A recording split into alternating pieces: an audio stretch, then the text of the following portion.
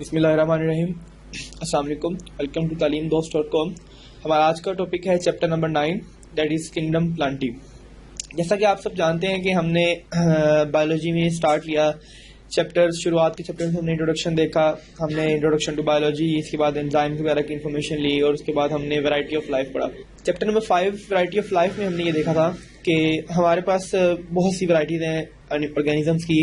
हम उन्हें क्लासीफाई कर देते हैं on the basis of their nature and their structures. तो हमारे पास कुछ किंगडम्स आए थे, 5 किंगडम हमारे पास आए थे, kingdom Plantae, Animalia, fungi, protozoa and protista. तो हम अब हर चैप्टर में उस किंगडम्स को पढ़ते जा रहे हैं। तो आज का जो हमारा चैप्टर है chapter 9, that is actually belong to the kingdom plantae. तो आज हम देखेंगे किंगडम प्लांटी में कौन से ऑर्गेनिजम्स हैं, उनकी क्या प्रॉपर्टीज हैं और किस बुनियाद पर आगे उनकी मजीद क्लासिफिकेशन की गई है।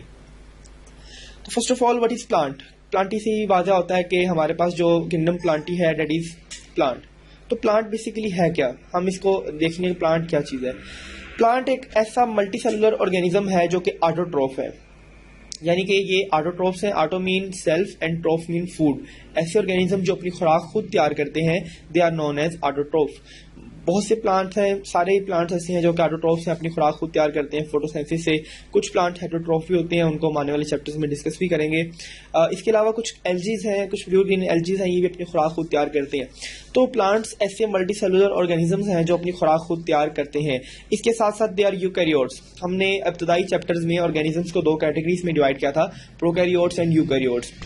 आपको पता है कि प्रोकैरियोट्स वो ऑर्गेनिजम्स हैं जो कि अपना खुद का अच्छा न्यूक्लियस, ट्रू न्यूक्लियस नहीं रखते, लेकिन यूकैरियोट्स ऐसे ऑर्गेनिजम्स हैं जो डेवलप्ड भी हैं और अपने पास एक ट्रू न्यूक्लियस रखते हैं। तो प्लांट्स इसी कैटेगरी से बिलोंग करते हैं। एक तो ये यूकैरियोट्स हैं, दूसरा ये मल्टी सेलुलर हैं, and then most important they can prepare their own food. इनकी ये खसूसियत इनको बाकी तमाम ऑर्गेनिज्म से डिफरेंट करने के लिए अहम रोल प्ले करती है।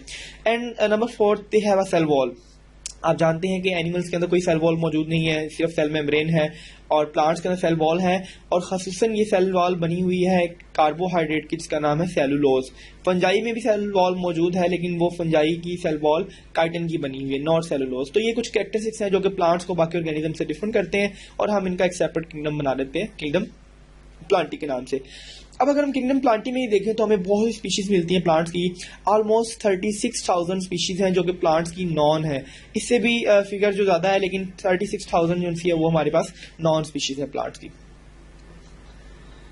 फिर हम बात करते हैं एवोल्यूशन की। अगर हम देखें तो हमारी जो थेरीज हैं वो ये कहती हैं कि तमाम ऑर्गेनिजम्स एवोल्यूशन से आए हैं, तमाम एवोल्यूशन से होते होते डिफरेंट प्रोसेस से निकलते हैं। तो अगर हम प्लांट्स की एवोल्यूशन देखेंगे, प्लांट्स कैसे जनरेट होते हैं, तो इसका जो इंसेस्टर है, जो इसका अबाउजदाद है, वो हमें ग्रीन एल्जी नजर आता है। अगर हम ग्रीन एल्जी को स्टडी करें और प्लांट्स को स्टडी करें तो हमें इनमें बहुत सी चीज़ें जो हैं जो सेम नजर आती हैं। ग्रीन एल्जी भी ऑटोट्रॉफ है, फोटोसिंथेसिस करती है, क्लोरोफिल है उसमें भी, इनमें भी ये तमाम सिस्टम सेंसेस मौजूद हैं।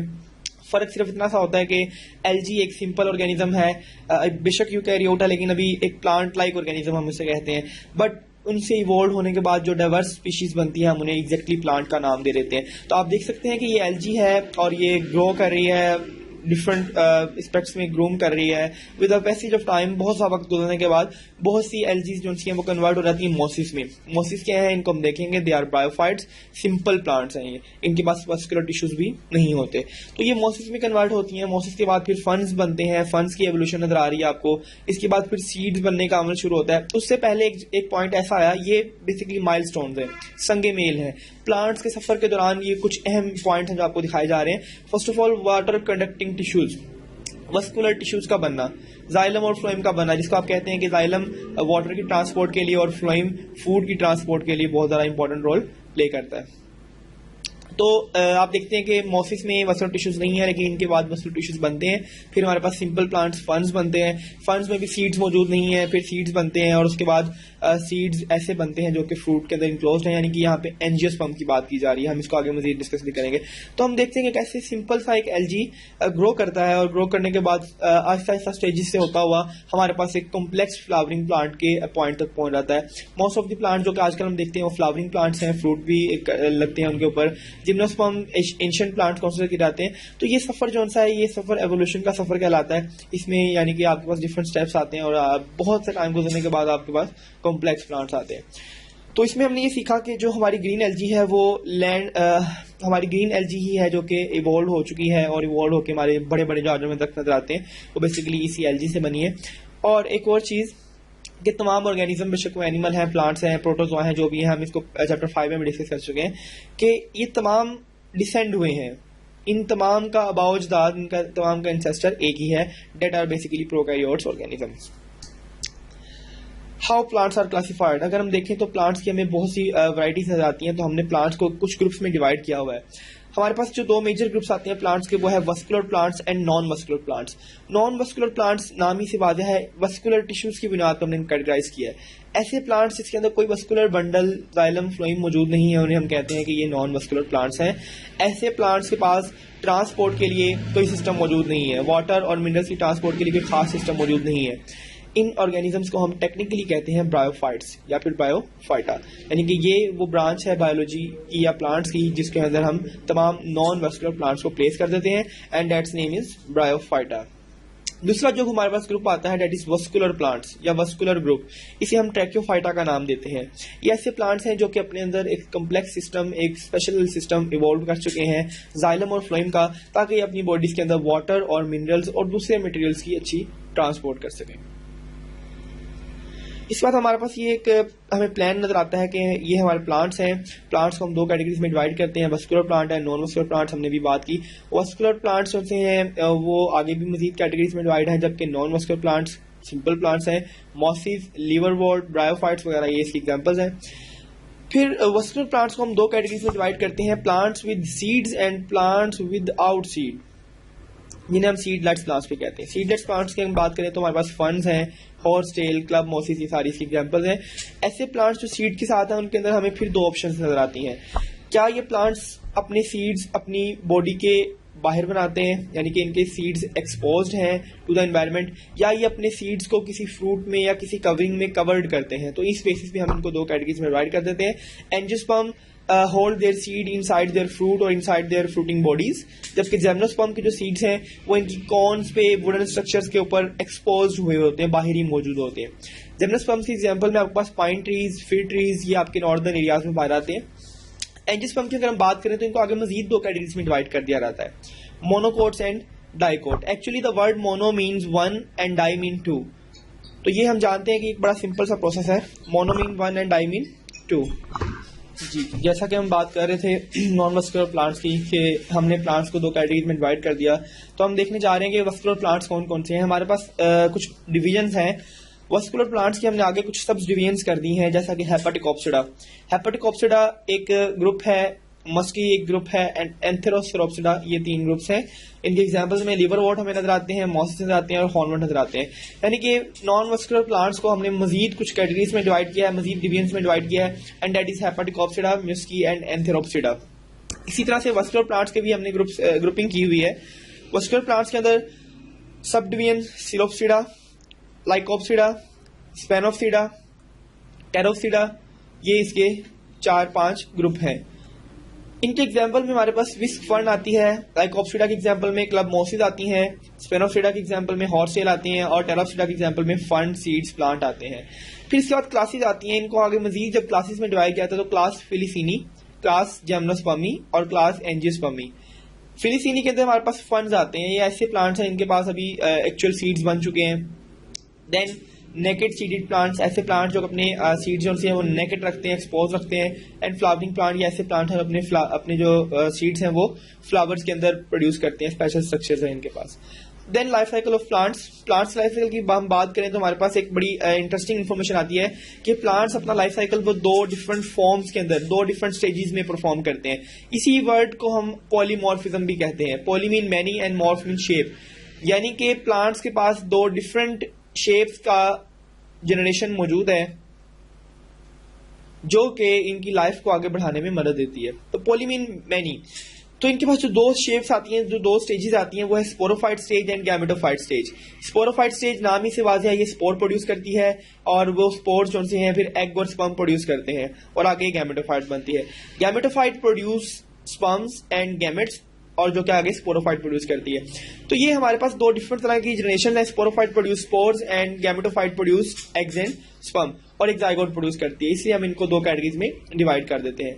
तो इसी प्रोसेस को हम अल्टरनेशन ऑफ जनरेशन भी कहते हैं। आगे भी इसका जिक्र करेंगे कि ब्रायोफाइट्स के अंदर दो जनरेशन हैं, gametophyte and sporophyte. Sporophyte give rise to gametophyte and gametophyte give rise again to the sporophyte. इस प्रोसेस को हम कहते हैं अल्टरनेशन ऑफ जनरेशन। तो ब्रायोफाइट्स की हम बात कर रहे हैं। ब्रायोफाइट सबसे पुराने प्लांट्स हैं इस जमीन के ऊपर, 400 मिलियन ईयर पुराने हैं। इनके पास कोई ट्रू वस्कुलर टिश्यूज मौजूद नहीं होते, ये नॉन वस्कुलर प्लांट्स हैं। इनके पास रूट्स भी नहीं है, they don't have actual roots but roots like structure मौजूद है, जिन्हें हम ब्रायोफाइट्स कहते हैं। रिलेटिवली सिंपलर हैं, मल्टी सेलुलर फिलामेंट्स इनके पास मौजूद हैं। Their body are made up of multi cellular thin walled cells. इसके अलावा इनके पास जो फोटोसिंथेटिक टिश्यूज हैं वो एक्सटेंड कर लेते हैं इनटू द सॉइल, और सॉइल में से अपनी मनपसंद चीजों को, वाटर को और साल्ट वगैरह को एब्जॉर्ब करते रहते हैं। तो हम कहते हैं कि जी जो ब्रायोफाइट हैं वो किसी दूसरे प्लांट्स के साथ मैच नहीं करते, बल्कि वो मैच करते हैं, रिजेंबल करते हैं ग्रीन एल्जी के साथ, यानी कि ग्रीन एल्जी से मिलते जुलते हैं, अपने बाकी ऑर्गेनिज्म से मैचनेस या रिजेंबलेंस नहीं शो करते। अकरेंस ऑफ ब्रायोफाइट, ब्रायोफाइट की अकरेंस कहाँ होती है? दरख्तों की छाल के ऊपर, ट्रीज की ट्रंक के ऊपर है, फॉरेस्ट में, जंगलात में, जहाँ पे आपके यहाँ क्या नमी ज्यादा होती है, सूरज की लाइट डायरेक्ट नहीं होती, अंधेरा सा और डैम्प एरियाज। इसी तरह से नमी वाले एरियाज नदी नालों के किनारे, झीलों के किनारे, एंड डैम्प रॉक्स नमी वाली चट्टानों पे। आप देखें कि यहाँ पे एक चीज कॉमन है, हमें नमी की तलाश है। तो हम कहते हैं ब्रायोफाइट्स ऐसे ही प्लांट्स हैं जो कि वाटर में रहते हैं, पानी के करीब रहते हैं। उनकी इसी प्रॉपर्टी की बुनियाद पे हम उन्हें एम्फीबियंस ऑफ प्लांट्स का नाम देते हैं। एम्फीबियंस बेसिकली एनिमल्स का एक ग्रुप है जो कि वाटर में रहते हैं, पानी और खुश्की दोनों में रहते हैं। एम्फीबियंस, बायंस यानी कि दो जगहों पे रहने वाले। तो इसी तरह से इनके अंदर भी हमें प्रॉपर्टी नजर आती है, तो हम इन्हें भी कहते हैं कि ये एम्फीबियंस हैं प्लांट्स के, यानी कि ये ऐसे प्लांट्स हैं जो वाटर के बगैर नहीं रह सकते। क्यों नहीं रह सकते? बिकॉज इनको अपनी प्रोडक्शन के लिए, रिप्रोडक्शन के लिए और अपने सर्वाइवल के लिए पानी की बहुत ज्यादा जरूरत है। तो that's why bryophytes are also known as amphibians of plants. इसके बाद हम बात करते हैं जी, these plants are divided of specialized conducting and strengthening tissues। हमने बात कर ली कि इनके पास कोई स्पेशल कंडक्टिंग और स्पेशल स्ट्रेंथिंग टिश्यूज यानी कि वस्कुलर टिश्यूज एब्सेंट है, अभी तक इनके अंदर वस्कुलर टिश्यूज नहीं बने। तो ये फिर पानी कैसे जज़ब करते हैं? तो ये पानी सिंपली डिफ्यूजन और ऑस्मोसिस के जरिए जज़ब करते हैं। अब हमें इस चीज का अंदाजा होता है कि why they are water loving, इन्हें एम्फीबियंस क्यों कहा जाता है? क्योंकि इनके पास पानी की ट्रांसपोर्ट का कोई स्पेशल सिस्टम मौजूद नहीं है। ठीक है, तो पानी को ट्रांसपोर्ट करने के लिए सिंपल प्रोसेस यूज कर रहे हैं, कोई स्पेशलाइज सिस्टम नहीं है। दैट्स वाई इन्हें ज्यादा पानी चाहिए ताकि ज्यादा पानी लें और अपने पानी को ऊपर से ऊपर तक पहुंचाते जाएं। तो इसी तरह से डिफ्यूजन के जरिए अपनी प्रिपेयर्ड फूड और दूसरी मटेरियल भी ऊपर तक पहुंचाते हैं। The plant body is with a proper cuticle और has two very thin one. Plants के पास प्रॉपर क्यूटिकल मौजूद होती है जो कि वाटर के लॉस को रिज्यूम करती है, और इनके पास भी होती है लेकिन इनके पास बड़ी कम सी होती है, बारीक सी होती है। अच्छा, फिर हमारे पास वर्ड आता है हॉर्नवर्ड्स। ये हमने पढ़ा था कि ब्रायोफाइट्स की कुछ क्लासेस हैं, आप देख सकते हैं कि डायग्राम में आपको एक हॉर्नवर्ड दिखाया जा रहा है। इसी तरह से लीवर वर्ड आप देख सकते हैं, ये इनकी स्पेसिफिक कैरेक्टरिस्टिक्स हैं। And these are the mosses, these are the 3 classes of the bryophytes. ये ब्रायोफाइट्स की 3 क्लासेस हैं। तो इसमें ये भी है कि ये अपने जो वाटर की एब्जॉर्प्शन है वो general surface area of body से करते हैं। The bryophytes are said to be amphibians of plant। हमने भी इसकी बात की कि इनको amphibians क्यों कहा जाता है? Because they carry they use water for their reproduction। पानी के बगैर इनकी रिप्रोडक्शन नहीं होती। क्यों नहीं होती? क्योंकि इनके जो मेल सेल्स हैं, मेल सेक्स सेल्स हैं, उन्हें स्विम करने के लिए वाटर की जरूरत है।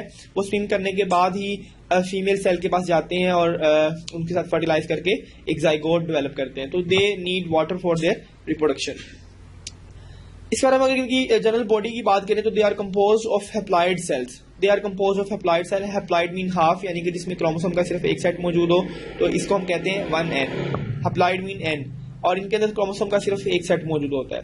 Have a 2 stage life cycle. इनके पास 2 स्टेजेस मौजूद हैं, इसका भी हमने जिक्र किया, गैमेटोफाइट है और स्पोरोफाइट है। तकरीबन 2000 स्पीशीज जो है ब्रायोफाइट्स की वो अभी तक हमारे सामने आ चुकी हैं, और ब्रायोफाइट को हमने मजीद कैटेगरीज में डिवाइड किया। These are mosses, liverwort and hornwort. ये हमने पीछे भी अभी इनकी डायग्राम्स देखी। फिर इनका स्ट्रक्चर कैसा है? स्ट्रक्चर की बात करते हैं तो हम कहते हैं alternation of heteromorphic generation. Alternation mean तब्दीली, heteromorphic, hetero mean different, and morphology mean shape, structure. तो इनके पास ऐसी जनरेशन हैं जिनका स्ट्रक्चर डिफरेंट है। यकीनन हम यहाँ पे गैमेटोफाइट और स्पोरोफाइट की बात करें तो वर्ड जो आता है अल्टरनेशन, ये वर्ड शो कर रहा है चेंजेस को, यानी कि इनकी जो बायोफाइट है उसके अंदर जो स्पोरोफाइट जनरेशन है वो गैमेटोफाइट को चेंज करती है और गैमेटोफाइट स्पोरोफाइट को रिप्लेस कर देती है। तो इस तरह से इनकी अल्टरनेशन चलती रहती है इनकी जनरेशन के दरमियान। Have independent dominant free living gametophyte, तो गैमेटोफाइट है वो इनका इंडिपेंडेंट है, डोमिनेंट है, ज्यादा जो इख्तियार हैं वो गैमेटोफाइट के ही हैं, क्योंकि गैमेटोफाइट इंडिपेंडेंट है और डोमिनेंट है। फोटोसिंथेसिस भी गैमेटोफाइट ही करता है। गैमेटोफाइट का जो स्ट्रक्चर है वो थैलाइड है। थैलाइड का वर्ड निकला है बेटा बेसिकली थैलस से। थैलस हम कहते हैं ऐसे स्ट्रक्चर को जिसके पास कोई ट्रू रूट स्टेम या लीव मौजूद नहीं होता। एल्गी के पास भी कोई रूट स्टेम लीव नहीं है तो हम उसे भी थैलस कहते हैं। तो इनकी भी बॉडी जो है थैलस लाइक है, थैलाइड स्टेम है या फिर स्टेम से रिजेंबल करता हुआ कोई स्ट्रक्चर है। रूट लाइक स्ट्रक्चर को हम राइजोइड्स कहते हैं। गैमेटोफाइट प्रोड्यूस स्पोरोफाइट, ये हमने ऊपर भी बात की कि जो गैमेटोफाइट्स हैं वो स्पोरोफाइट प्रोड्यूस करते हैं और स्पोरोफाइट्स गैमेटोफाइट प्रोड्यूस करते हैं। अल्टरेशन नाम ही इसी चीज का है। फिर अब बात करते हैं कि जो स्पोरोफाइट है वो डिपेंडेंट है किस पे, गैमेटोफाइट पे, फॉर न्यूट्रिशन। आप देख सकते हैं यहाँ पे आपको गैमेटोफाइट दिखाया जा रहा है, गैमेटोफाइट और ये स्पोरोफाइट है। गैमेटोफाइट के पास ग्रीन पिगमेंट मौजूद है, gametophyte can prepare there on food, लेकिन स्पोरोफाइट अपनी खुराक खुद प्रिपेयर नहीं करता। आप देख सकते हैं कि स्पोरोफाइट को जगह भी गैमेटोफाइट ही दे रहा है, स्पोरोफाइट को न्यूट्रिशन भी गैमेटोफाइट नीचे से एब्जॉर्ब करके देगा। तो इसीलिए हम कहते हैं कि जो स्पोरोफाइट है वो गैमेटोफाइट पे डिपेंडेंट है, न्यूट्रिशन के लिए भी और रहने के लिए भी। स्पोरोफाइट का स्ट्रक्चर देखें तो हमें इसके कुछ पार्ट्स नजर आते हैं। वन इज द कैप्सूल, ये कैप्सूल लाइक स्ट्रक्चर है। इसके बाद एक सीटा है जो स्टेम लाइक है, इसको हम स्टॉक भी कहते हैं। और नंबर थर्ड इसके पास एक फुट लाइक स्ट्रक्चर है जो कि स्पोरोफाइट को गैमेटोफाइट के ऊपर अटैच करवाता है। Then life cycle of bryophyte, bryophyte की लाइफ साइकिल की बात करेंगे। इसमें जो स्पोरोफाइट है वो हैप्लॉइड है, हैप्लॉइड स्पोर्स प्रोड्यूस करती है और इसको हम कहते हैं homosporous. Homo mean same and spore mean spores, sporous mean spore producing, यानी कि ये जो स्पोरोफाइट है ये सिर्फ एक किस्म के स्पोर्स बनाती है। हम आगे वाले प्लांट्स में देखेंगे कॉम्प्लेक्स प्लांट्स डिफरेंट तरह के स्पोर्स बनाते हैं, माइक्रोस्पोर और मेगास्पोर, लेकिन यहाँ पे ये सिर्फ एक तरह के स्पोर्स बनाती है, that's why it is known as homosporous.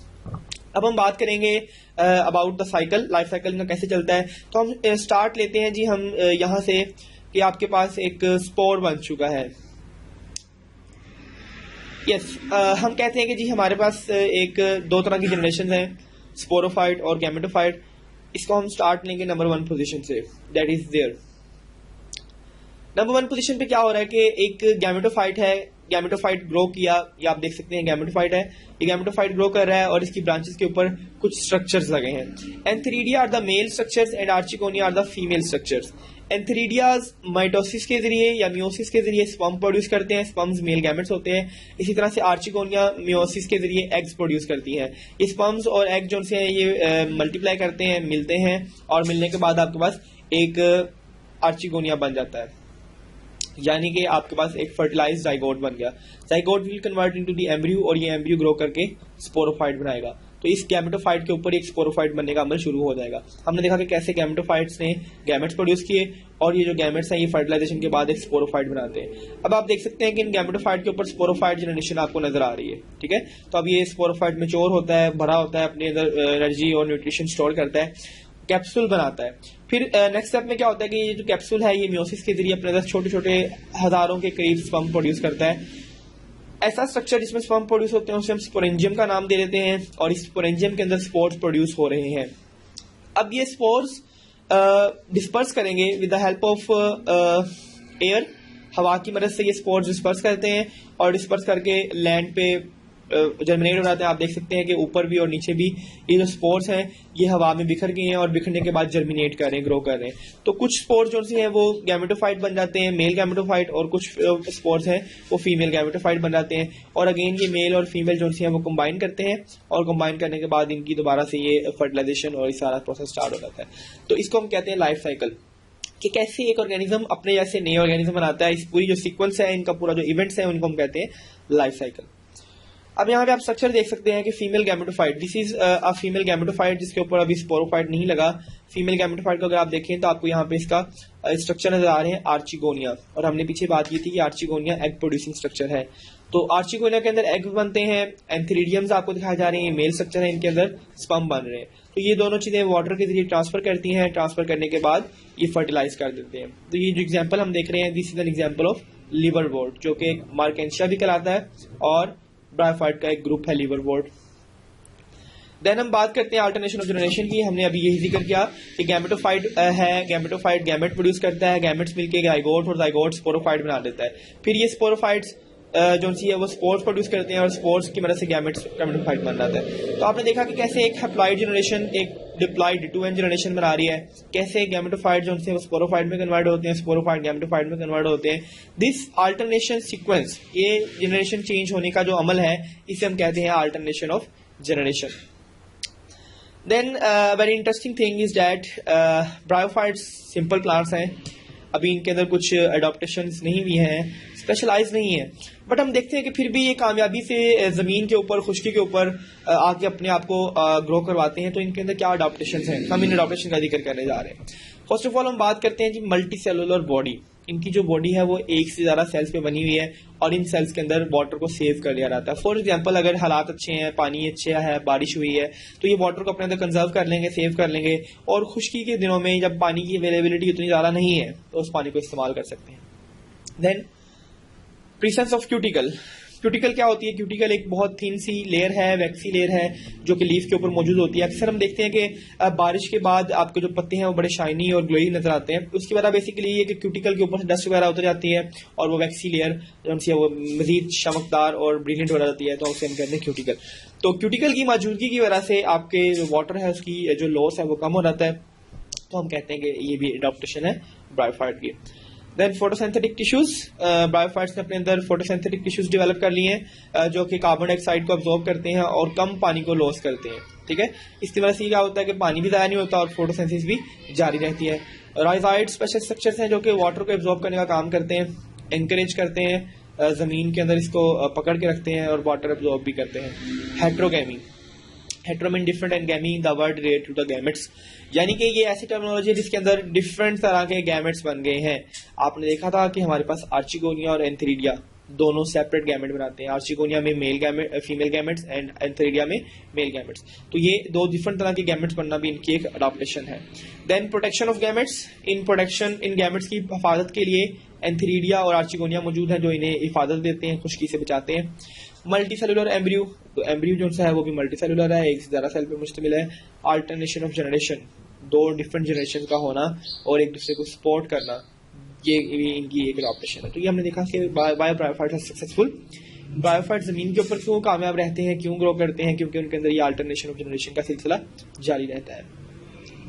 Then the next group is hepaticopsida. हमने हेपेटिकोप्सिडा को लिवर वॉर्ट भी कहा जाता है। हेपा का वर्ड ही बेसिकली लिवर से रिलेटेड है। हम हेपेटाइटिस के केस में भी हम कहते हैं hepa the word related to the liver. तो ये लिवर शेप और लिवर से रिलेटेड इनकी टर्मिनोलॉजीज हैं, तो इनको हम हेपेटिकोप्सिडा भी कहते हैं। 900 स्पीशीज जो हैं वो इसकी हमारे सामने आ चुकी हैं। सिंपलेस्ट ब्रायोफाइट्स हैं, ये मॉइस्ट रॉक और वेट सॉइल जमीन पे ही पाए जाते हैं जहाँ पे नमी की कंसंट्रेशन ज्यादा होती है। जो प्लांट की मेजर बॉडी है वो गैमेटोफाइट है। देखिए ये चीज तो हमने पहले डिस्कस कर ली थी कि ब्रायोफाइट्स के अंदर जो मेन डोमिनेंट जनरेशन है वो गैमेटोफाइट है। Sporophyte will be dependent on gametophyte, तो इसके अंदर भी गैमेटोफाइट की जो मेन बॉडी है वो गैमेटोफाइट ही है। थैलाइड है, नॉट ट्रू रूट, स्टेम और लीव्स, तो this is the thallus body. Rhizoids मौजूद हैं जो कि अब्जॉर्प्शन करते हैं।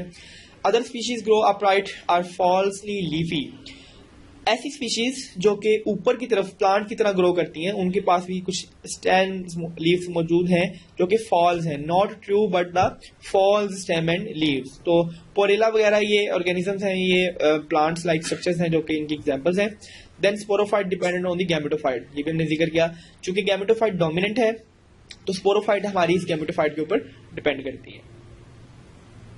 देन मार्केंशिया की एग्जांपल आपको दिखाई जा रही है। दिस इज मार्केंशिया जो आपने देखा लिवर वॉर्ट या हेपेटिकोप्सिडा, ये मार्केंशिया का प्लांट है जो कि इसकी एग्जांपल है। देन पोरेला की एग्जांपल आप देख सकते हैं कि ये एक पोरेला आपको शो किया जा रहा है। This is an organism Porella. आप देख सकते हैं कि इसके अंदर जेली लाइक मटेरियल नजर आता है हमें और सरफेस के ऊपर नमी नजर आ रही है for the exchange of gases and absorption of nutrients. Then हम बात करते हैं इनके सेक्स ऑर्गन्स की, कि जिनका सेक्स ऑर्गन है वो कहाँ पाए जाते हैं। That is present on the upper surface of the thallus. Body की अपर सरफेस के ऊपर ये सेक्स ऑर्गन्स मौजूद हैं जिनको हम कहते हैं आर्चिगोनियोफोर्स। याद रखिएगा सेक्स ऑर्गन्स का नाम है आर्चिगोनिया। आर्चिगोनियोफोर्स वो ब्रांचेस हैं, दीज आर स्पेशलाइज्ड ब्रांचेस जिनके ऊपर ये आर्चिगोनिया मौजूद होते हैं। तो आर्चिगोनियोफोर्स और इसी तरह से एंथेरिडियोफोर्स वो ब्रांचेस हैं जिसके ऊपर एंथेरिडिया मौजूद होते हैं। आर्चिगोनिया के अंदर माइटोसिस से या मियोसिस से एग्स बनते हैं और एंथेरिडियो के अंदर स्पर्म्स बनते हैं। Both these eggs and sperms meet with each other और ये मिलके एक फर्टिलाइजेशन का प्रोसेस करते हैं और हमारे पास यहाँ पे एक जाइगोट और फिर एम्ब्रियो बनता है। तो ये आप देख सकते हैं कि वाई एक्स और वाई क्रोमोसोम्स जो से ये आपस में सर्कुलेट कर रहे हैं और ये करके पर आगे जाते हैं। देन हमने देख लिया हमारा फर्स्ट ग्रुप हेपेटिकोप्सिडा था। हमारे पास अब सेकंड ग्रुप जो है वो है ब्रायोप्सिडा। ब्रायोप्सिडा भी डैम्प प्लेसेस में पाया जाता है, नमी वाली जगहों पे, लेकिन अब इनके अंदर ये थोड़ी सी एबिलिटी आ चुकी है कि ये नमी के साथ साथ ड्राई प्लेसेस पे भी ग्रो कर सकते हैं। तो आपने देखा कि हम अब एक स्टेप आगे मूव किए हैं, तो थोड़ी सी अच्छी चीजें आ रही है, मजीद डेवलपमेंट हो रही है। लेकिन खुश्की पे ये रह सकते हैं, लेकिन इनको रिप्रोडक्शन के लिए पानी की स्टिल जरूरत है। अगर पानी की नहीं होगा तो जिंदा तो रहेंगे लेकिन अपनी रिप्रोडक्शन नहीं करेंगे। और ये जमीन के ऊपर या चट्टानों के ऊपर ग्रो करके एक कॉन्टिन्यूस स्ट्रक्चर बना रहते हैं, जैसे हमें नजर आता है कि कोई मैट बिछा हुआ है, कोई कारपेट लाइक या कुशन लाइक स्ट्रक्चर बन जाता है हमारी उस सरफेस के ऊपर। एग्जाम्पल की अगर हम बात करें तो हमारे पास फुनेरिया है। फुनेरिया आप देख सकते हैं यहाँ पे एक कॉम्प्लेक्स नजर आ रहा है। ब्रायोफाइट निस्बतन ये थोड़े से कॉम्प्लेक्स हो गए हैं और पॉलीट्रिकम भी ये थोड़े से आपको कॉम्प्लेक्स नजर आ रहे हैं पिछले ग्रुप की निस्बतन। तो इनके अंदर जो अडल्ट मोस्ट प्लांट है, जो मेन बॉडी है, वो भी पिछले की तरह गैमेटोफाइट ही है। जो बॉडी है उसको हम स्टेम और लीफ लाइक स्ट्रक्चर में डिफरेंशिएट कर सकते हैं, यानी कि हम ये कह सकते हैं कि these are the leaf like structures and these are the stem like structures, और इनके नीचे रूट्स लाइक स्ट्रक्चर भी हमें मौजूद होते हैं। जबकि ब्रायोफाइट हेपेटिकोप्सिडा के सिलसिले में हमें कुछ नजर ही नहीं आता था कि ये क्या है, बस एक जेली लाइक मटेरियल नजर आता था। तो इसमें हमें थोड़ी सी डॉक्यूमेंटेशन नजर आ रही है। Multi cellular rhizoids, long rhizoids मौजूद हैं जो वाटर का एब्जॉर्ब करने का काम करते हैं। फिनेरिया पॉलीट्रिकम इसकी एग्जांपल्स हैं, हमने डायग्राम भी देख ली है। Antheridia and archegonia grow on the tips of different branches on same plant. हमने बात की कि एंथेरिडिया और आर्चिगोनिया ये सेक्स ऑर्गन्स हैं जो कि गैमेट्स प्रोड्यूस करते हैं। ये एक ही प्लांट की डिफरेंट ब्रांचेस में मौजूद है, फुनेरिया और on different plant as in Polytrichum. तो जैसा कि आप देख सकते हैं कि एक ही प्लांट पे या फिर डिफरेंट प्लांट्स के ऊपर भी ये मौजूद होते हैं। Antheridia and archegonia form cluster with sterile hair called paraphysis. अगर हम इनको देखें तो हमारे जो प्लांट्स हैं, इन प्लांट्स के ऊपर डिफरेंट तरह के आपके पास स्ट्रक्चर्स मौजूद हैं जिसे हम पैराफाइसिस कहते हैं। बड़ा इंपॉर्टेंट शॉर्ट क्वेश्चन है with the point of view of exam. Paraphysis, what is paraphysis? Paraphysis basically ये निडल लाइक जो इनके लीफ हैं ये कंबाइन होकर एक क्लस्टर बनाते हैं जिसे हम कहते हैं स्टेराइल हेयर्स क्लस्टर। तो इस स्ट्रक्चर को हम कहते हैं पैराफाइसिस। ये आपको दिखाया जा रहा है पैराफाइसिस क्या है। इसकी सिंगुलर जो है वो पैराफाइसिस है और प्लूरल पैराफाइसिस। ई और आई का फर्क है इन दोनों में। Steriles hair between the sex organs, different sex organs के दरमियान ये हेयर्स लाइक स्ट्रक्चर मौजूद है, इन्हें पैराफाइसिस कहते हैं। फंक्शन क्या है इनका? Their function is to retain moisture, नमी बरकरार रखना। हमने देखा था कि गैमेट्स के मूव करने के लिए नमी जरूरी है, दैट्स व्हाई हम कहते हैं कि ये स्टेराइल हेयर जो है ये मॉइस्चर को रिटेन करते हैं। तो आप यहाँ पे इसका माइक्रोस्कोपिक डायग्राम भी देख सकते हैं। Then the next group is Anthoceropsida. Anthoceropsida ये पिछले दोनों के निस्बतन एडवांस हैं। Gametophyte is highly lobed. जो गैमेटोफाइट है वो बहुत ज्यादा लोब्ड है, उसकी बहुत सी लोब्स निकल रही हैं। यानी कि अगर आप देखें ये गैमेटोफाइट है, इसके ऊपर डिफरेंट तरह की लोब्स मौजूद हैं। या आप डायग्राम में भी देख सकते हैं, आपको स्ट्रक्चर नजर आ रहे हैं, these are the lobe like emerging structures. और इसकी आउटलाइन इरेगुलर सी, यानी कि कोई इसके पास रेगुलर शेप मौजूद नहीं है। Then, except for early stages, sporophyte is not dependent upon a gametophyte. शुरुआत की स्टेजेस में, अर्ली स्टेजेस में तो स्पोरोफाइट गैमेटोफाइट पे डिपेंड करती है, लेकिन जैसे जैसे टाइम गुजरता है, ग्रो अप करती है, तो ये जो स्पोरोफाइट है ये गैमेटोफाइट के ऊपर डिपेंडेंट नहीं रहती। इवन इस हद तक के अगर ये नीचे वाला गैमेटोफाइट मर भी जाए तो स्पोरोफाइट अपने आप को इंडिपेंडेंटली ग्रो करवा सकता है। Next one is the antheridia and archegonia are partially sunken in the gametophyte tissue. अब जो एंथेरिडिया और आर्चिगोनिया है जो कि सेक्स सेल्स हैं, जो कि गैमेट्स प्रोड्यूसिंग ऑर्गन्स हैं, दीज आर संकन, ये उसमें जुड़े हुए हैं, उसमें जड़े हुए हैं गैमेटोफाइट्स के टिश्यूज के अंदर, दोनों उसके अंदर मौजूद हैं। At the junction of the food and spore producing region there is a band of meristematic tissues. वो पॉइंट जहां पे फूड और स्पोर्स फूड मौजूद है, जहां पे जो स्पोरोफाइट है गैमेटोफाइट से कंबाइन करता है, उस जंक्शन पे स्पोर प्रोड्यूसिंग रीजन मौजूद है जिसे हम कहते हैं मेरिस्मेटिक टिश्यूज, जिसको हम मेरिस्मेटिक टिश्यूज का नाम देते हैं। Then sporophyte keep on increasing in length. Sporophyte अपने आप को लेंथ में बढ़ाता रहता है और इतना बढ़ जाता है कि आपके पास जो से हैं स्पोरोफाइट्स वो नजर आता है, गैमेटोफाइट बिल्कुल आप कह लेंगे डिसअपियर हो जाता है। एंथोसिरोज हिलीज एरियाज ऑफ पाकिस्तान में पाए जाते हैं। स्पोरोफाइट है क्लोरोप्लास्ट एंड स्टोमेटा, यानी कि इन स्पोरोफाइट के पास क्लोरोप्लास्ट भी मौजूद है। क्लोरोप्लास्ट की मौजूदगी से ये जाहिर होता है इनमें क्लोरोफिल भी मौजूद होगा और ये अपनी खुराक खुद तैयार करने के काबिल होंगे। तो स्टोमेटा और क्लोरोप्लास्ट की वजह से ये अपनी फूड खुद प्रिपेयर करेंगे और ऑटोट्रोफ बन चुके हैं। यही वजह है कि ये अब ये गैमेटोफाइट पे ज्यादा देर तक डिपेंड नहीं करते। इनके पास भी वैक्सी क्यूटिकल मौजूद है जो कि लॉस ऑफ वाटर को भी मेंटेन करती है। देन हमारे पास एक लाइफ साइकिल आ गया, life cycle of moss. Moss का लाइफ साइकिल भी हम देखेंगे। स्टार्ट हम करेंगे यहाँ से। ये आप देख सकते हैं कि आपके पास एक गैमेटोफाइट स्ट्रक्चर मौजूद है। गैमेटोफाइट स्ट्रक्चर के ऊपर डिफरेंट ब्रांचेस हैं, आर्चिगोनिया एंड एंथीरिया। एंथीरिया के अंदर स्पम्स बन रहे हैं और आर्चिगोनिया के अंदर एग बन रहा है। आप देख सकते हैं ये जो स्पम्स हैं ये ट्रांसफर होते हैं with the help of water और आर्चिगोनिया के पास जाते हैं। फर्टिलाइजेशन होती है, यहाँ पे जाइगोट बन जाता है, zygote develop into the embryo and again यहाँ पे इसके ऊपर एक स्पोरोफाइट बन जाता है। तो हम देखते हैं कि कैसे एक गैमेटोफाइट ने फर्टिलाइजेशन करवाई अपनी गैमेट्स की और एक स्पोरोफाइट जनरेशन बना ली। स्पोरोफाइट जनरेशन ग्रो करती है, मैच्योर होती है, ऊपर एक कैप्सूल बनता है, सीटा बनता है। कैप्सूल के अंदर मियोसिस के जरिए स्पोर्स बनेंगे और ये जो स्पोर्स हैं these spores disperse into the air. जब ये स्पोर्स आके नीचे गिरेंगे तो नीचे गिरने के बाद डिफरेंट गैमेटोफाइट दोबारा से बनेंगे और अगेन ये साइकिल कंटिन्यू हो जाएगा। तो इसे हम कहते हैं जी लाइफ साइकिल ऑफ मॉस, के कैसे एक स्पोरोफाइट गैमेटोफाइट और गैमेटोफाइट स्पोरोफाइट में कन्वर्ट होती है। Then spores of moss develop into an alga-like structure called protonema. This is very important question from the examination point of view. कि जब algae के ग्रो गिरते हैं, sorry we are discussing the moss. जब moss के spores नीचे गिरते हैं और नीचे गिर के ये एक algae-like structure बनाते हैं। अगर आप यहाँ देखें तो आपको शुरुआत में एक algae-like structure नजर आता है। इस स्ट्रक्चर को हम कहते हैं प्रोटोनीमा। इस स्ट्रक्चर को प्रोटोनीमा कहा जाता है। Alternation of generation in bryophyte, bryophyte के अंदर भी अल्टरनेशन ऑफ जनरेशन है। हैप्लॉइड फेज है जिसको हम गैमेटोफाइट जनरेशन कहते हैं और फिर डिप्लॉइड जनरेशन है जिसको हम स्पोरोफाइट जनरेशन कहते हैं।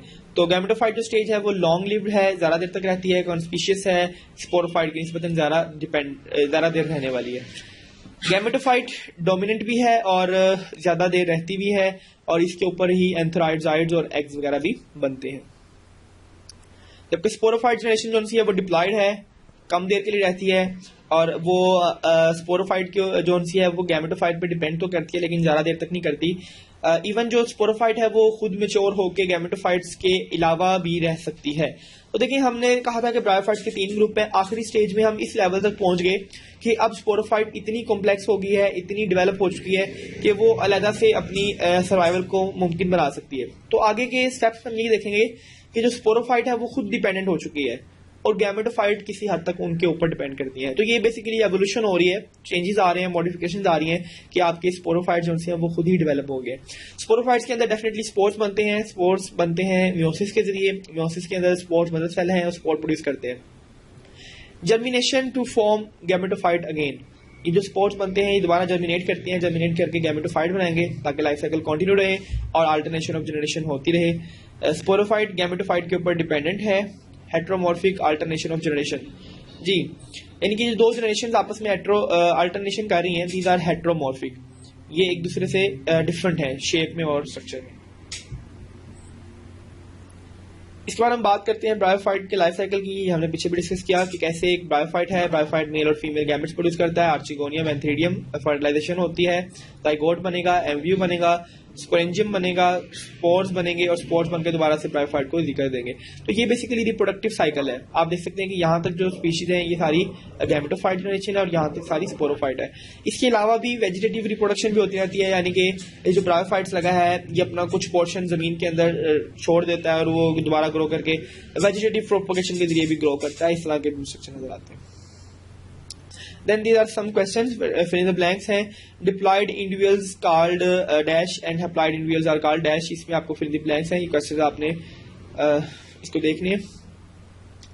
Diploid individuals क्या कहलाते हैं और haploid individuals क्या कहलाते हैं, मेल एंड फीमेल गैमेट्स। ये सारे वही क्वेश्चन हैं जो हम पिछले टॉपिक में कर चुके हैं, इसको आप सॉल्व करेंगे और इसके आंसर्स आपको एंड पे मिल जाएंगे। What you write, ये इसमें हम कुछ पॉइंट डिस्कस करने जा रहे हैं। Diploid individuals called sporophyte and haploid individuals called gametophyte generate each other in the life cycle. ये कुछ कॉन्सेप्ट्स हैं जो कि आपके इसको सपोर्ट करते हैं। Male and female gametophyte produce gametes by mitosis. तो जो गैमेटोफाइट्स हैं वो गैमेट्स माइटोसिस के जरिए प्रोड्यूस करते हैं। Fertilization result in diploid zygote. जाहिर सी बात है कि जब एक हैप्लॉइड एग और हैप्लॉइड स्पर्म मिलते हैं तो मिलने के बाद एक 2n स्ट्रक्चर बनता है, that is diploid. Zygote undergoes mitosis. Zygote में माइटोसिस होती है और ये जाइगोट एक डिप्लॉयड स्पोरोफाइट में डेवलप हो जाता है। ये भी हमने देखा कि माइटोसिस के बाद वो डेवलप करता करता ग्रो करता करता डिवाइड करता करता स्पोरोफाइट में कन्वर्ट हो जाता है और फिर ये स्पोरोफाइट हैप्लॉइड स्पोर्स बनाते हैं मेयोसिस के जरिए। Spore develop by mitosis into a gametophyte. Spore बनता मेयोसिस से है लेकिन आगे माइटोसिस करके ये एक मुकम्मल गैमेटोफाइट में डेवलप हो।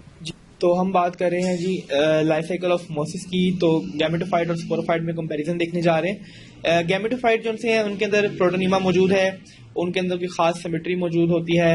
राइजाइड्स मौजूद हैं जो कि अब्जॉर्प्शन का काम करते हैं, वाटर और साल्ट को अब्जॉर्ब करते हैं। स्पोरोफाइट जो से हैं वो डेवलपमेंट ऑफ एम्ब्रियो का काम करते हैं, एम्ब्रियो डेवलप करती है। कैप्सूल्स ऑर्गेनाइजेशन यानी कि कैप्सूल बनाना, कैप्सूल बनाएंगे और इसमें फिर फोटोसिंथेसिस मियोसिस होगी, मियोसिस के जरिए स्पोर्स बनेंगे। तमाम काम ये स्पोरोफाइट के जिम्मे। Photosynthetic system in cell layer of capsule in mosses and absent in liver wall. जो कैप्सूल्स हैं मोसिस के, इनके अंदर फोटोसिंथेटिक सिस्टम मौजूद है जबकि लिवर वॉल के अंदर ये सिस्टम एब्सेंट है। Presence of air pores. Sporophyte के अंदर एयर पोर्स छोटे छोटे स्मॉल होल्स हैं स्टोमेटा की तरह के, कॉलमोलेला भी नहीं कहते हैं, जो कि गैसेस को और डिफरेंट चीजों को पोर्स के जरिए ट्रांसपोर्ट करने का काम करते हैं। Economical importance of bryophytes. Bryophytes की क्या इंपॉर्टेंस है? They are source of fuel. हमारे पास कुछ फ्यूल्स हैं जो इनसे हमें मिलते हैं। जैसा कि हम आजकल एलजी पे काम करते हैं, एलजी और बायोफाइट्स दोनों को हम लेके उनसे हम बायो डीजल प्रोड्यूस करने का काम करते हैं। हॉर्टिकल्चर, बागवानी में, लॉन्स में लैंडस्केप करने में हमें हेल्प आउट करते हैं। प्रिजर्वेटिव एजेंट्स, हम इनको यूज करते हैं हर चीजों को प्रिजर्व करने के लिए।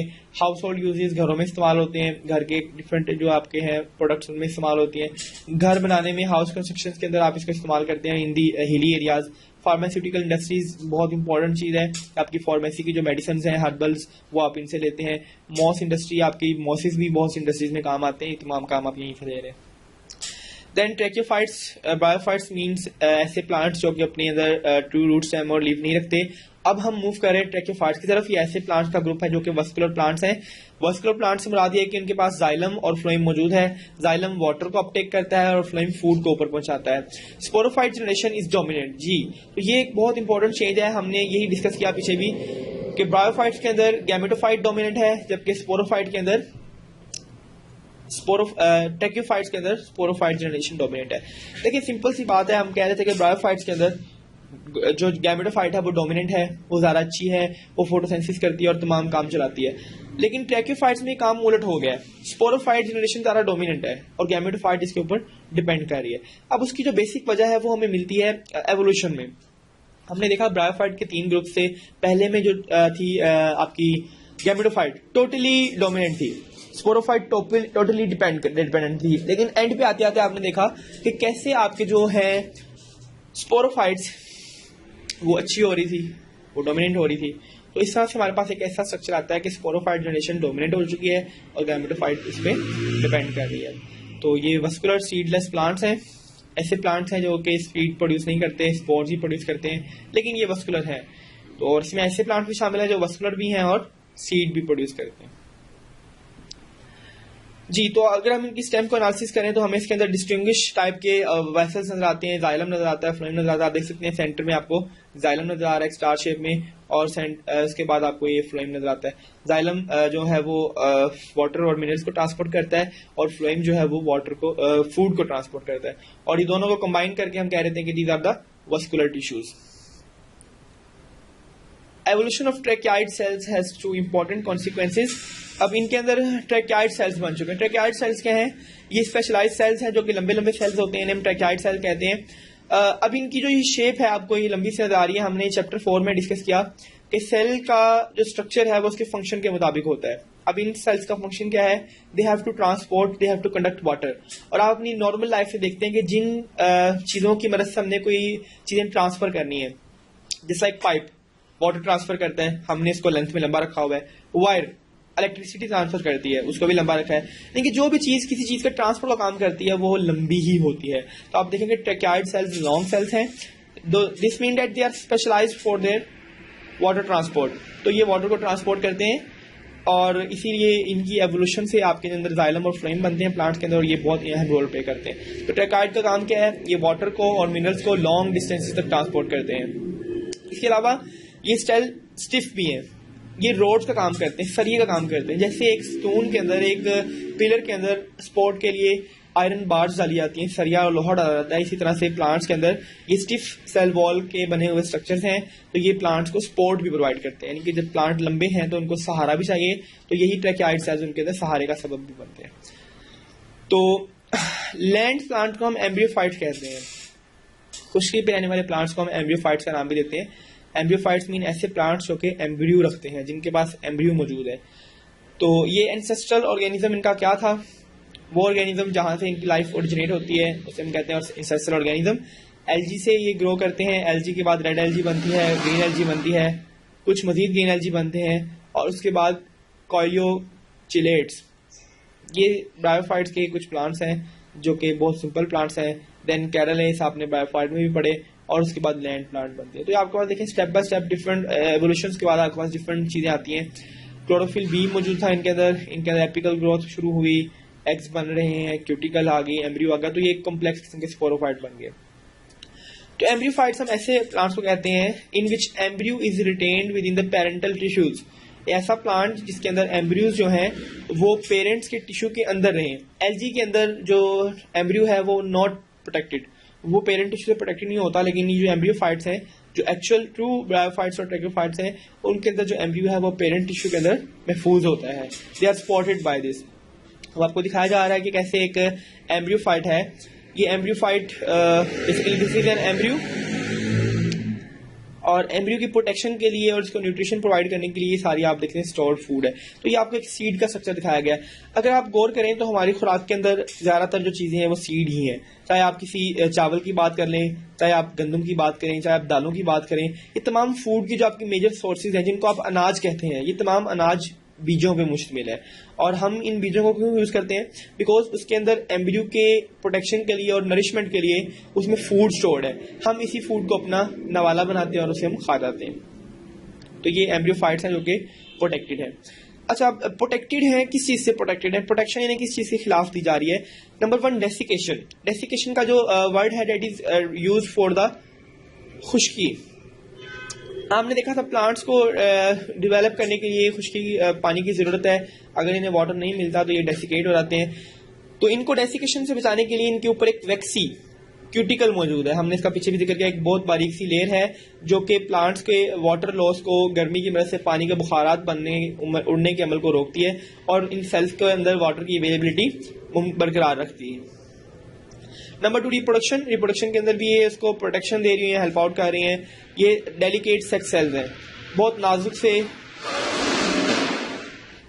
इसमें बहुत नाजुक से सेक्स सेल्स मौजूद होते हैं और इन सेक्स सेल्स को प्रोटेक्ट करने के लिए भी आपके पास ये टिश्यूज मौजूद हैं और ये प्रोटेक्टिव स्ट्रक्चर के अंदर प्रोटेक्टेड है। अगर हम सीड की बात करें तो सीड के ऊपर भी एक आउटर कवरिंग मौजूद है जो बड़ी टफ कवरिंग मौजूद है, जिसे हम कहते हैं टेस्टा एंड टेगमुन वगैरह। तो जो टेस्टा है ये हमें सीड्स में नजर आता है। आप देख सकते हैं कि अगर हम चने की एग्जांपल है तो चने के ऊपर एक कवर मौजूद है ब्लैक कलर का या व्हाइट कलर का, तो ये इसका टेस्टा है जो कि अंदर मौजूद सीड को और अंदर मौजूद एम्ब्रियो को प्रोटेक्शन देता है। इसी तरह से थिक स्पोर वॉल्स, ये जो स्पोर्स हैं इनकी जो वॉल्स हैं ये भी थिक है। अगर आप इनको देख सकें तो ये वॉल्स थिक टाइप के सेल्स की मौजूद है, तो ये भी उन्हें प्रोटेक्शन देती है स्पोर्स को डेसिकेशन से, खुश्की से और डिके से, डिकम्पोज होने से बचाने के लिए। देन स्पॉट, ये जो एम्ब्रियोफाइट्स के टिश्यूज हैं ये उनको स्पॉट भी प्रोवाइड करते हैं। एयर के अंदर, वाटर के अंदर स्पॉट ऑलरेडी मौजूद होता है लेकिन एयर के अंदर स्पॉट करने के लिए तो ये लिग्निफाइड टिश्यूज हैं इनके पास जो इवॉल्व है। What is mean by lignified? Lignified का वर्ड यूज होता है ऐसे मटेरियल के, ऐसे चीज के लिए जिसके पास एक स्पेशल कंपाउंड लिग्निन मौजूद हो। लिग्निन इज अ कंपाउंड जो कि प्रोटेक्शन करता है, तो ऐसे टिश्यूज को हम कहते हैं लिग्निफाइड टिश्यूज। आप देख सकते हैं कि यहाँ पे ये एक जाइलम वेसल है, जाइलम वेसल के अंदर भी लिग्निन मौजूद है जो इसको प्रोटेक्शन देता है और ये लिग्निन स्पाइरल फॉर्म में भी अरेंज हो सकता है। तो ये लिग्निफाइड इनके पास वेसल्स मौजूद है। Then nutrition. न्यूट्रिशन हम कहते हैं कि जी प्लांट्स को ग्रो करने के लिए लाइट चाहिए, कार्बन डाइऑक्साइड चाहिए ताकि वो अपनी फूड प्रिपेयर कर सके और ग्रो कर सके। लेकिन लाइट को कैप्चर करने के लिए प्लांट को जमीन से ऊपर होना लाजमी है। तो जब हम सीड ग्रो करते हैं तो सीड के पास तो कोई क्लोरोफिल मौजूद नहीं है, कोई लाइट एब्जॉर्ब नहीं कर सकता क्योंकि वो मिट्टी के नीचे होता है। तो इस स्टेज पे फूड प्रोवाइड करने के लिए एम्ब्रियो के अंदर एक टिश्यू ऐसा रखा जाता है जो कि फूड को स्टोर करता है और सप्लाई भी करता है। इस टिश्यू को हम नाम दे देते हैं एंडोस्पर्म का। Endosperm is basically 3N tissue, जिसका फंक्शन है कि वो अपने अंदर फूड को स्टोर करता है। तो मिनरल्स और वाटर वगैरह ये जितने भी एब्जॉर्ब होते हैं रूट्स के जरिए, और ये डार्कनेस के अंदर इसको प्रोवाइड करते हैं न्यूट्रिशन वगैरह। देन गैसेस एक्सचेंज, फोटोसिंथेसिस के लिए कार्बन डाइऑक्साइड चाहिए, और चूंकि प्लांट लिविंग है इन्होंने खुद भी रेस्पिरेशन करनी है, तो रेस्पिरेशन के लिए क्या होता है कि इनके अंदर गैसेस एक्सचेंज होना जरूरी है। तो ये फोटोसिंथेसिस और रेस्पिरेशन दोनों के लिए जरूरी है। कार्बन डाइऑक्साइड और ऑक्सीजन इन दोनों का एक्सचेंज होता रहता है। तो अब इस एक्सचेंज को बरकरार रखने के लिए प्लांट्स के अंदर कुछ ओपनिंग्स मौजूद हैं, कुछ होल्स मौजूद हैं। इन ओपनिंग्स को हम कहते हैं स्टोमेटा। आप यहाँ देख सकते हैं, these are the openings known as stomata. Stomata के साइड पे कुछ स्पेशल सेल्स होते हैं जिन्हें हम कहते हैं गार्ड सेल। ये गार्ड सेल इस स्टोमेटा की ओपनिंग और क्लोजिंग को कंट्रोल करते हैं और गैस के एक्सचेंज को बरकरार रखते हैं, यानी गैस का एक्सचेंज होना है या नहीं होना। आमतौर पर रात के टाइम स्टोमेटा बंद हो जाते हैं और दिन के टाइम स्टोमेटा खुल जाते हैं। इन्वायरमेंटल वेरिएबल्स, इन्वायरमेंट के अंदर आने वाले चेंजेस, अगर टेम्परेचर कम हो रहा है, ज्यादा हो रहा है, पानी कम है, ज्यादा है, इस तरह के चेंजेस को बरकरार रखने के लिए भी जो प्लांट्स हैं वो अपने आप को मेंटेन करवाते हैं। तो एक खुश्की पे रहने वाला जो पौधा है वो टेम्परेचर वेरिएशंस, पीएच वेरिएशंस, आयनिक कंसंट्रेशन, वाटर कंसंट्रेशन और लाइट इंटेंसिटी, इन तमाम तरह की फ्लक्चुएशंस और तब्दीलियों का सामना करता है। और प्लांट्स के अंदर ऐसी अडॉप्टेबिलिटीज मौजूद हैं जो इनको इस तरह से बचने की और इनको अपने आप को अडॉप्ट करने की हेल्प करती है। तो इसके अलावा कुछ ऐसे पिगमेंट्स भी प्लांट्स में मौजूद हैं जो सूरज से आने वाली खतरनाक अल्ट्रा वायलेट रेडिएशन से बचाती हैं। तो इस तरह की तमाम ये एनवायरनमेंट से बचने की अडॉप्टेशंस मौजूद हैं। Then alternation of generation in different plants, हमने कहा कि ये अल्टरनेशन ऑफ जनरेशन प्लांट्स में होती है, ब्रायोफाइट्स में भी थी और इन ट्रैक्योफाइट्स में भी होगी। डिपेंड करता है कि हम किस प्लांट को यूज कर रहे हैं। अगर हम ब्रायोफाइट की बात करते हैं तो ब्रायोफाइट जो है वो मोसिस और फंड पे मुश्तमिल है। इनके अंदर डोमिनेंट जनरेशन एप्लाइड थी और गैमेटोफाइट थी, जबकि टेरिडियोफाइट और जिम्नोस्पर्म्स ये बेसिकली स्पोरोफाइट्स हैं। इनके अंदर जो डोमिनेंट जनरेशन है वो डिप्लॉयड है। आप देख सकते हैं कि यहाँ पे डोमिनेंट जनरेशन अप्लाइड थी और यहाँ पे डिप्लॉयड है, तो ये इनके अंदर बेसिक फर्क है। और इनकी जो मेन बॉडी है वो स्पोरोफाइट है। तो ये आप देख सकते हैं कि ब्रायोफाइट के अंदर गैमेटोफाइट मेन काम कर रही थी और ट्रैक्योफाइट के अंदर स्पोरोफाइट मेन काम परफॉर्म कर रही। सिग्निफिकेंस, इस चीज का फायदा क्या है, अल्टरनेशन ऑफ जनरेशन क्यों बेटर है? ये इसलिए अच्छी है क्योंकि ये आपको सर्वाइव करने की ज्यादा चांसेस देती है। इन दो जनरेशन के होने की वजह से चांसेस सर्वाइव करने की ज्यादा बन जाते हैं। ऑर्गेनिजम्स अपने इन्वायरमेंट के मुताबिक अच्छे अडॉप्ट हो जाते हैं, they can adopt themselves to the environment. इसके अलावा नई नई वैरायटीज सामने आती है और हमें पता है कि जितनी वैरायटी ज्यादा होती हैं उतने ही चांसेस अच्छे होते हैं सर्वाइव करने के। वेरिएशंस आती हैं, तब्दीलियां आती हैं, तब्दीली हमेशा अच्छी होती है। इन प्रोसेस के दरमियान चेंजेस आते हैं, चेंजेस अच्छे भी हो सकते हैं, बुरे भी हो सकते हैं। लेकिन आपने एक वर्ड पढ़ा हुआ है सर्वाइवल ऑफ द फिटेस्ट, जो उनमें से ऐसी वैरायटी पैदा होगी जो सबसे ज्यादा फिट है वो सर्वाइव कर जाएगी, बाकी जो स्पीशीज हैं वो ऑटोमेटिकली इवॉल्व आउट हो जाएगी। देन अगेन हम वही बात करेंगे जो ट्रैक्योफाइट्स हैं। इन ट्रैक्योफाइट्स के अंदर जो डोमिनेंट जनरेशन है वो स्पोरोफाइट है और स्पोरोफाइट लार्जर है, ज्यादा देर तक रहने वाली है और मोर सेल्फ सफिशिएंट है, यानी कि अपने आप का खुद ही गुजारा कर सकती है। आप देखें स्पोरोफाइट के पास ज्यादा क्लोरोफिल मौजूद है, गैमेटोफाइट के पास भी क्लोरोफिल है लेकिन अब ये कम हो चुकी है, बहुत छोटा है। गैमेटोफाइट इतना सा है, मैग्नीफाई करके दिखाया जा रहा है, स्पोरोफाइट का साइज इसके निस्बत बहुत बड़ा है। गैमेटोफाइट इन फ्लावरिंग प्लांट्स, जी तो ऐसे प्लांट्स जिनमें फ्लावर्स लगते हैं उनमें गैमेटोफाइट क्या है। अगर आप एक ट्री को देखते हैं, एक आप आम के दरख्त को देखें, तो जो आम का दरख्त आपको नजर आ रहा है that tree is basically a sporophyte. जैसा कि आप यहाँ देख रहे हैं ये पूरा जो पौधा है वो स्पोरोफाइट है। Then where is gametophyte? अगर ये स्पोरोफाइट है तो गैमेटोफाइट कहाँ है, ये हमें नजर ही नहीं आता। गैमेटोफाइट हमें नजर इसलिए नहीं आता क्योंकि गैमेटोफाइट बहुत ज्यादा रिड्यूस्ड है, साइज में बहुत ज्यादा छोटा है और ये एक फ्लावर के अंदर मौजूद होता है। आपको फ्लावर दिखाया जा रहा है, फ्लावर की पेटल्स हैं और फ्लावर के अंदर ही बेसिकली ये गैमेटोफाइट मौजूद है। These are the male gametophyte, आपको मेल गैमेटोफाइट नजर आ रहे हैं और ये सेंटर में मौजूद एक फीमेल गैमेटोफाइट है जिसके अंदर एग लगेगा, यहाँ पे मेल गैमेट्स लगेंगे, फर्टिलाइज करेंगे और आपके पास एक बड़ा स्ट्रक्चर बनेगा।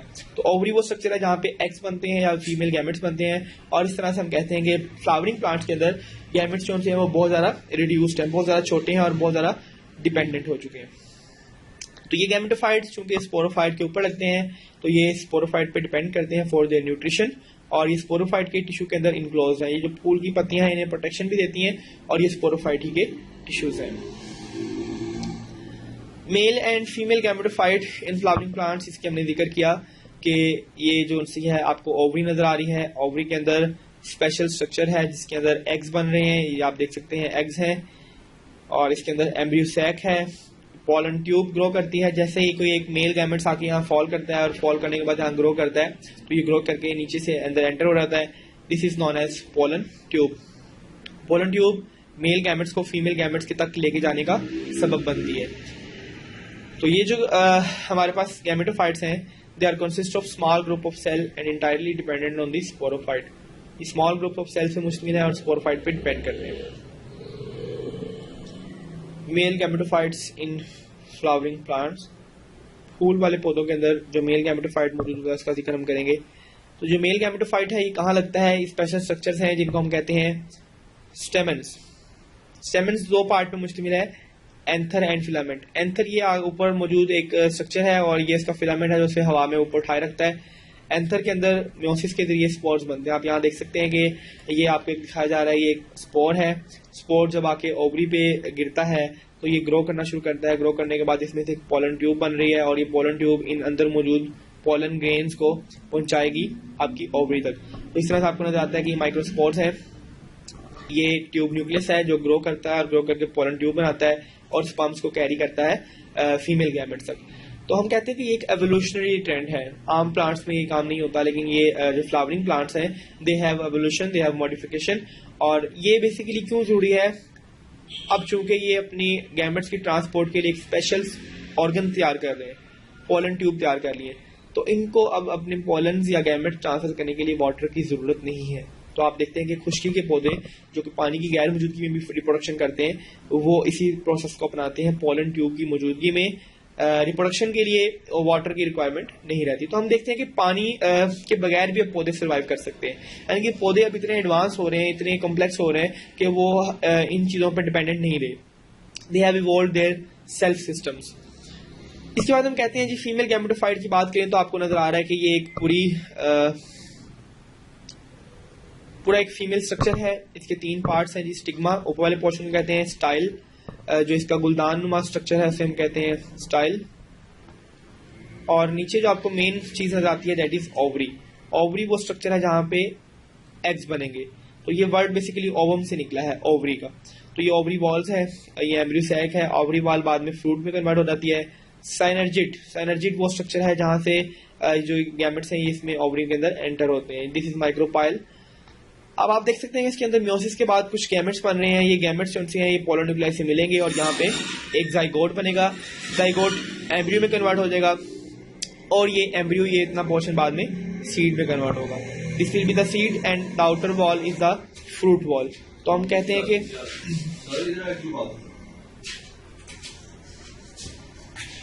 हम ये बात करते हैं कि जो आपके सीड्स हैं ये इस वॉल से बनते हैं और इसके बाहर जो वॉल है that is basically fruit wall. Trend observe in plant groups. Plant group में हम कौन से ट्रेंड देखते हैं वो हम बात करेंगे। फर्स्ट ऑफ ऑल हम कहते हैं कि जो गैमेटोफाइट जनरेशन है वो इतनी है 1 to 5 सेंटीमीटर जो है वो मॉसिस हैं, 1 सेंटीमीटर इन फंड्स। जो मॉसिस हैं वो 1 से लेके 5 सेंटीमीटर तक लेंथ के हो सकते हैं, जबकि फंड्स जो हैं वो सिर्फ 1 सेंटीमीटर लंबे मॉसिस रखते हैं। तो हम उनका कंपैरिजन कर रहे हैं कि कैसे इनके ये गैमेटोफाइट स्मॉल था और ये गैमेटोफाइट मजीद स्मॉल हो चुका है। A few cells in flowering plant. अगर हम फ्लावरिंग प्लांट्स की बात करें तो इनमें जो गैमेट्स हैं वो सिर्फ सेल्स पे मुश्तमिल है। ये तो फिर भी मल्टीसेलुलर स्ट्रक्चर आपको नजर आ रहे हैं, लेकिन इस केस में वो सिर्फ सेल्स तक रिड्यूस हो चुके हैं। यानी कि जैसे जैसे ऑर्गेनिजम्स कॉम्प्लेक्स होते जा रहे हैं, गैमेटोफाइट रिड्यूस होती जा रही है, गैमेटोफाइट की रिडक्शन होती जा रही है। Loss of multicellular gametangia. पहले गैमेट्स प्रोड्यूस करने के जो स्ट्रक्चर थे वो मल्टीसेलुलर थे, लेकिन जैसे जैसे कॉम्प्लेक्सिटी आती है गैमेटेंजिया जो गैमेट्स प्रोड्यूसिंग स्ट्रक्चर है वो मल्टीसेलुलर की बजाय यूनिसेलुलरिटी की तरफ जाना शुरू कर चुके हैं। तो गैमेटोफाइट जो हैं वो ब्रायोफाइट, फंड्स और जिम्नोस्पर्म जैसे स्ट्रक्चर्स में उगते हैं जहां पे गैमेट्स प्रोड्यूस किए जाते हैं। इसी तरह से एंथीरिडियम्स के अंदर कोई एंथीरिडिया मौजूद नहीं है, कोई आर्चिगिनिया मौजूद नहीं है। मैग्लिनोफाइटा एक प्लांट है जिसके अंदर ना तो एंथीरिडिया मौजूद है ना ही आर्चिगोनिया मौजूद है। जस्ट खुद ही कुछ सेल्स हैं जो कि प्रोड्यूस कर देते हैं म्योसिस के जरिए एग्स और स्पर्म्स को।